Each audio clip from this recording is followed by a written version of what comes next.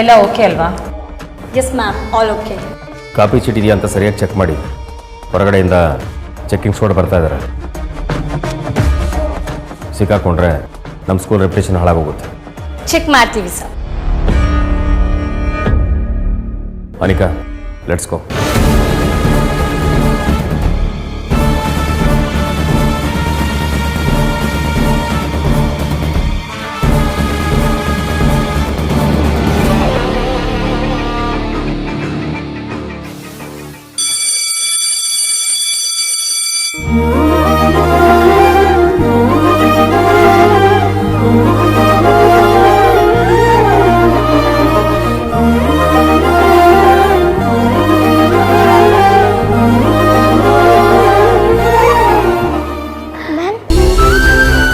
ಮಕ್ಕಳ ಪರೀಕ್ಷೆ ಎಲ್ಲ ಹೇಗೆ ಮಾಡಿದ್ರಿ?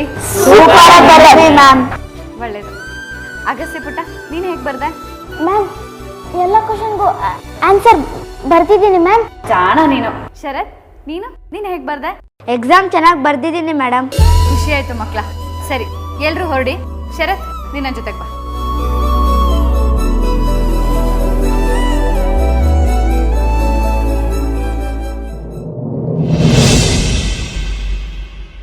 ಹಲೋ, ಅಮೌಂಟ್ ಹಾಕಿದ್ದೀನಿ, ಚೆಕ್ ಮಾಡ್ಕೊ.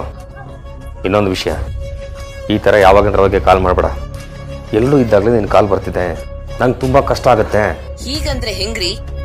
ಮಾತಾಡ್ಬೇಕು ಅನ್ಸ್ತೆ ಕಾಲ್ ಕೂಡ ಮಾಡಬಾರ್ದು ಅಂದ್ರೆ ನಂಗೂ ಕಷ್ಟ ಆಗಲ್ವಾ? ನನ್ನ ಕಷ್ಟನೂ ಸ್ವಲ್ಪ ಅರ್ಥ ಮಾಡ್ಕೊ. ಇವಾಗಲೂ ಈ ದುಡ್ಡು ಜೋಡಿಸೋದಕ್ಕೆ ಎಷ್ಟು ಕಷ್ಟಪಟ್ಟಿದ್ದೀನಿ ಗೊತ್ತಾ ನಿನಗೆ? ನನ್ನ ಕಷ್ಟ ನನಗೆ.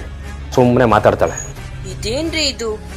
ಅಷ್ಟು ಆಸ್ತಿ ಹಣ ಇರೋ ನೀವೇ ದುಡ್ಡು ಅನ್ಸಕ್ಕೆ ಕಷ್ಟ ಅಂದ್ರೆ ಇನ್ನಾನು ಮಕ್ಳು ಓದು, ಸ್ಕೂಲ್ ಫೀಸು, ಬಟ್ಟೆ ಬರೆ ಅಂತ ಹೇಗ್ ಹೊಂದಿಸ್ಲಿ? ಅದಕ್ಕೆಲ್ಲ ಯಾವಾಗ ಕಮ್ಮಿ ಮಾಡಿದ್ದೀನಿ ನಾನು? ಕೊಡ್ತಾ ಇದ್ದೀನಿ ತಾನೇ. ಸರಿ, ಇನ್ನು ಎಷ್ಟು ವರ್ಷ ನಾವು ಹೀಗೆ ಅಜ್ಞಾತವಾಸದಲ್ಲಿರ್ಬೇಕು? ಯಾವಾಗ ನಮ್ಮನ್ ಬೆಳ್ಕ ಕರ್ಕೊಂಡು ಹೋಗ್ತೀರಾ? ಆ ಮನೆಗೆ ನಮ್ಮನ್ ಯಾವಾಗ ಪರಿಚಯಿಸ್ತೀರಾ? ಅದಕ್ಕೆಲ್ಲ ಟೈಮ್ ಬರಬೇಕು. ಟೈಮ್ ಬರಲಿ. ಟೈಮ್ ಬಂದಾಗ ಒಟ್ಟಿಗೆ ಇರೋಣಂತೆ. ನೋಡು, ಹಗಲೆಲ್ಲ ಪದೇ ಪದೇ ಕಾಲ್ ಮಾಡಬೇಡ. ಮೊದಲೇ ನಿನ್ನ ಪರಿಸ್ಥಿತಿ ಚೆನ್ನಾಗಿಲ್ಲ.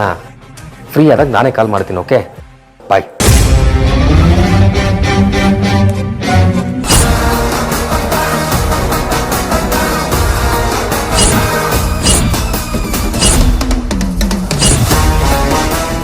ಏನ್ ರವಿ, ಏನು ಸೀಕ್ರೆಟ್ ಆಗಿ ಮಾತಾಡ್ತಿದ್ಯಾ? ಹಾಗೇನಿಲ್ಲಮ್ಮ, ಫ್ರೆಂಡ್ ಹತ್ರ ಮಾತಾಡ್ತಿದ್ದೆ. ಮತ್ತ್ಯಾಕೆ, ಏನು ಗುಟ್ ಹೇಳೋರ್ ತರ ಇಲ್ಲಿ ಬಂದು ಈ ಟೈಮಲ್ಲಿ ಮಾತಾಡ್ತಾ ಇದೀಯಾ? ಅಮ್ಮ ನೋಡಿ, ಸಿಕ್ಕಾಪಟ್ಟೆ ಶೆಗೆ, ನಿದ್ದೆ ಬರ್ತಿಲ್ಲ, ಅದಕ್ಕೆ ಮಾತಾಡೋಣ ಅಂತ ಬಂದೆ ಅಷ್ಟೇ. ಆದ್ರೆ ಅದೇನು ಪರಿಸ್ಥಿತಿ ಚೆನ್ನಾಗಿಲ್ಲ ಅಂತಿದ್ದೆ, ಅದಕ್ಕೆ ಕೇಳಿದೆ. ಓ ಅದಾ, ಅಮ್ಮ ಫ್ರೆಂಡ್ ಫೋನ್ ಮಾಡಿದ್ನಲ್ಲ, ಅವ್ನು ಹೇಳ್ತಿದ್ದ ಅವ್ರ ಮನೇಲಿ ಏನೋ ಪರಿಸ್ಥಿತಿ ಚೆನ್ನಾಗಿಲ್ಲ ಹಾಗೆ ಹೀಗೆ ಅಂತ. ಅದನ್ನೇ ಮಾತಾಡ್ತಿದ್ದೆ ಅಷ್ಟೇ. ಸರಿಮ್ಮ, ಓಕೆ, ಗುಡ್ ನೈಟ್.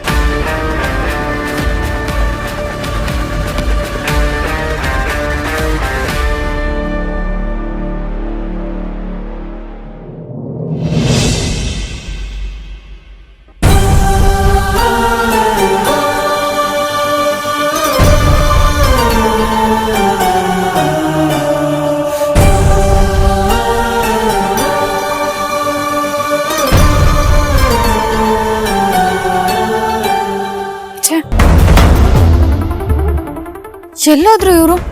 ಶಾಲೆಗೂ ಬಂದಿಲ್ಲ. ಅಲ್ಲ, ಎಲ್ಲ ಹೋಗ್ತೀನಿ ಅಂತ ಹೇಳು ಹೋಗಿಲ್ಲ.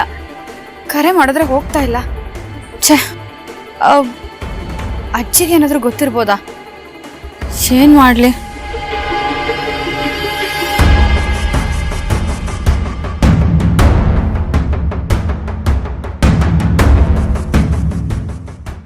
ಏನ್ ಹೆಂಡತಿ, ಒಬ್ಳೆ ನಿಂತ್ಕೊಂಡು ಏನೋ ಯೋಚನೆ ಮಾಡ್ತಾ ಇದೀಯಾ?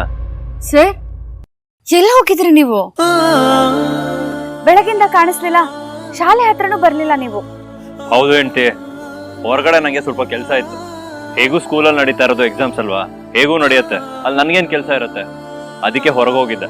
ತುಂಬಾ ಸುಸ್ತಾಗಿರೋ ತರ ಕಾಣಿಸ್ತಿದ್ದೀರಾ. ಊಟ ಮಾಡಿದ್ರೋ ಇಲ್ವೋ? ಅದಿರ್ಲಿ ಬಿಡು ಹೆಂಡತಿ, ನಿನಗೆ ಒಂದು ಸರ್ಪ್ರೈಸ್ ಕೊಡ್ಬೇಕು ನಾನು. ಏನ್ ಸರ್ ಅದು? ಸರ್ಪ್ರೈಸ್ ಅಂದ್ರೆ ಏನು ಅಂತ ಕೇಳ್ತಿಯಲ್ಲ ಹೆಂಡತಿ, ಟೈಮ್ ಬಂದಾಗ ನಿನಗೆ ಗೊತ್ತಾಗತ್ತೆ. ಟಯರ್ಡ್ ಆಗಿರೋದು ನಿಜಾನೇ, ಊಟ ಮಾಡಿ ರೆಸ್ಟ್ ಮಾಡಿದ್ರೆ ಎಲ್ಲ ಸರಿ ಹೋಗುತ್ತೆ. ಸರಿ ಸರ್, ಹಾಗಿದ್ರೆ ಬೇಗ ಊಟ ಮಾಡಿ ಮಲ್ಕೊಂಬಿಡಿ ಹೋಗಿ. ಆಯ್ತು ಬಿಡು. ಅಂದಾಗೆ ಎಕ್ಸಾಮ್ಸ್ ಹೇಗಾಯ್ತು? ಸ್ಟೂಡೆಂಟ್ಸ್ ಎಲ್ಲ ಎಕ್ಸಾಮ್ಸ್ ಹೇಗೆ ಬರೆದ್ರು? ಎಲ್ರು ತುಂಬಾ ಚೆನ್ನಾಗಿ ಬರ್ದಿದ್ದೀನಿ ಅಂತ ಹೇಳಿದ್ರು ಸರ್, ಆದ್ರೆ ನೀವೇ ಇರ್ಲಿಲ್ಲ. ಅಲ್ಲೇನು, ನಮ್ ಕಾವೇರಿ ಟೀಚರ್ ಇದಾರಲ್ಲ, ಅವ್ರಿದ್ದು ಎಲ್ಲಾನು ನೋಡ್ಕೋತಾರೆ. ನನ್ನ ಹೆಂಡತಿ ಎಲ್ಲ ಮ್ಯಾನೇಜ್ ಮಾಡ್ತಾಳೆ ಅನ್ನೋ ಧೈರ್ಯದ ಮೇಲೆನೆ ನಾನು ಕೆಲ್ಸದ ಮೇಲೆ ಹೊರಗಡೆ ಹೋಗಿದ್ದೆ. ಇದ್ ಬೇರೆ, ನಾನು ನಿಮ್ಮನ್ನ ಎಷ್ಟು ಹುಡುಕ್ದೆ ಗೊತ್ತಾ ಸರ್? ಈಗ ಬರ್ತೀರಾ ಆಗ ಬರ್ತೀರಾ ಅಂತ ಕಾಯ್ತಾ ಇದ್ದೆ. ಓ, ಸ್ಕೂಲ್ ಟೈಮಲ್ಲೂ ನನ್ನನ್ನು ಮಿಸ್ ಮಾಡ್ಕೋತಿದ್ರಾ?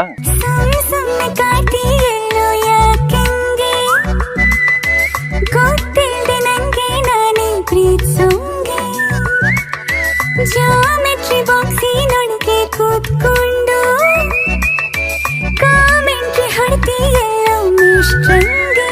ಹಲೋ ಮೇಡಮ್, ನಿಮ್ಮನ್ನೇ.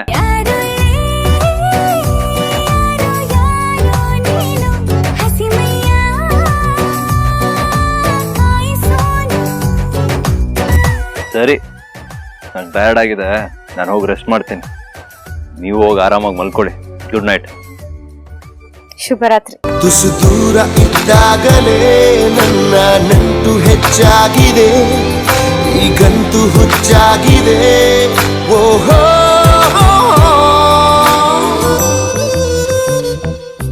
ನಿನಗೆಂದೇ ವಿಶೇಷವಾದ ಮೋಹವು ನನ್ನಲ್ಲಿ, ನಿನಗಿಂತ ವಿಶೇಷವಾದ ಜೀವವು ಇನ್ನೆಲ್ಲಿ.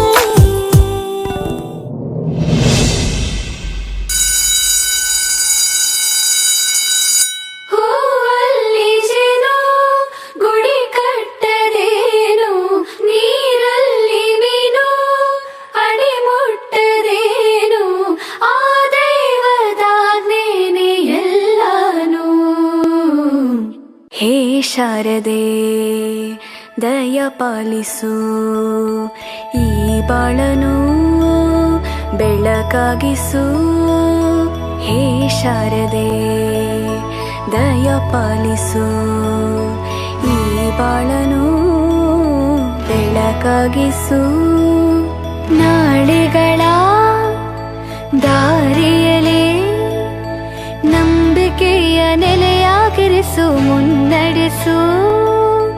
ಕೈ ಹಿಡಿದು ನಾವಾಡೋ ಪದ ಪದದಲ್ಲೂ ಸಂಚರಿಸು.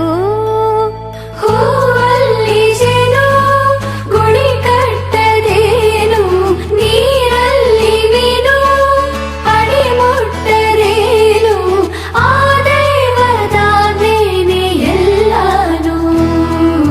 ಹೇ ಶಾರದೆ ದಯ ಪಾಲಿಸು, ಈ ಬಾಳನು ಬೆಳಕಾಗಿಸು. ಹೇ ಶಾರದೆ.